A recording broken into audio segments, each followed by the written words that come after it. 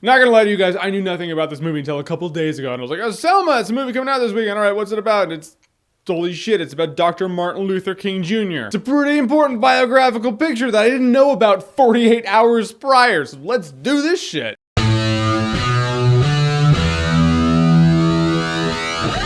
Selma. So Selma is a movie about Dr. Martin Luther King Jr. It's not about his entire life. I love how biographical pictures are kind of doing this now. They know that people don't necessarily want to see from birth to death. That just gets kind of long-winded at times. This is about a specific point in his life and his civil rights movement that was happening. Calling it his civil rights movement is kind of downplaying it. It's the civil rights movement. And in that, the town they're in, it's crooked as shit, tensions are high, and here we are. The dude who plays Dr. Martin Luther King Jr. in this movie, this David Oyelowo, I was like, I don't know anything about this guy. Why don't I know anything about this guy? Where did he come from? That's the good thing about these gems that kind of fly under the radar, because they might just showcase someone who has absurdly great acting talent. Oh my god. This was like watching Dr. Martin Luther King Jr. like right in front of you. He's actually the doctor in Rise of the Planet of the Apes. I didn't know that. I IMDb'd him, and after the movie was over, I was like, I don't know what you're in. You tell me what you're in. Got it. It was really cool. And he's British. Oh my god. He hid that accent well and gained an entirely new one. But I love how this movie peels away the legend, because at this point, Dr. Martin Luther King Jr., you hear about him, and he's Dr. Martin Luther King Jr. He had all the answers. He had the movement. He never strayed from the course. He was like, I know we're going to succeed. March, march, march. This is kind of how he's taught to everybody, but it's not like that. Behind that, there's a guy who at a point in this whole thing was like,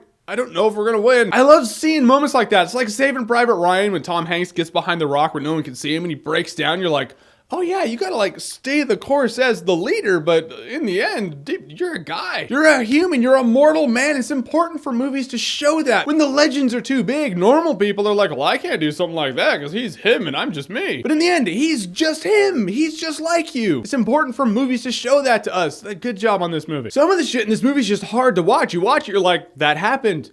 It's just a really dark time. It's one of those things where it's like, oh yeah, there's laws and stuff in place, but when you're in a town where the cards are just completely stacked against you and anyone who has your skin color, yeah, shit gets really bad. And I love the fact, you know me, I love me, my politics in my movies. I love the fact that it showed a political chess game happening in the movie among the movement. LBJ was president at the time, and it showed that he had his reason for being like, yeah, Dr. Martin Luther King Jr., why don't you go ahead and lead the movement? And Martin Luther King Jr. had his things that he had to do, you know, there were politics involved, and I was like, that's it. It's not just kind of like, all right, everyone, let's march and it'll get it done. There were a lot of cogs in play, and that just kind of gets lost through translation among the decades. There were a couple of moments that say something tragic happens, and it goes to the slow-mo shot. That's a really long slow-mo shot. Really long, and a long shot can be effective, but when it's too long, you're like, all right, still a slow-mo shot.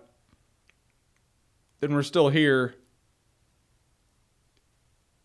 We're still here. And it gives you time during the slow-mo shot to think about the effect of what the shot would have been. If it wasn't a slow-mo shot, it actually would have been a little more real and possibly a little more effective if it felt a little more real. Thus, it shouldn't have been a slow-mo shot, at least not that long. In the end, Selma surprised me because, like I said, last week, I didn't know about this movie. The acting was great. The one who plays Dr. Martin Luther King Jr. in this movie, David Oyelowo, keep your eye out for that guy. Oh my God, he's gonna get more work. I just am calling it now because I like calling the obvious. It's kind of like when that light turns green, cars are gonna go. It's that obvious to me to say that this dude's gonna get a lot more work and you're gonna see him a lot more. It's a well-acted movie, a well-directed movie, an effective movie. Selma is definitely worth buying on Blu-ray. Great movie, go see it. If you see Taken 3 over this, you get slapped by life. It's what happens. Don't give Taken your money. Don't let Taken take you. All right, so Selma, have you seen it? What did you think about it? Whatever you thought, comment below, let me know. And as always, if you like what you've seen here and you wanna see more, click right here to see more.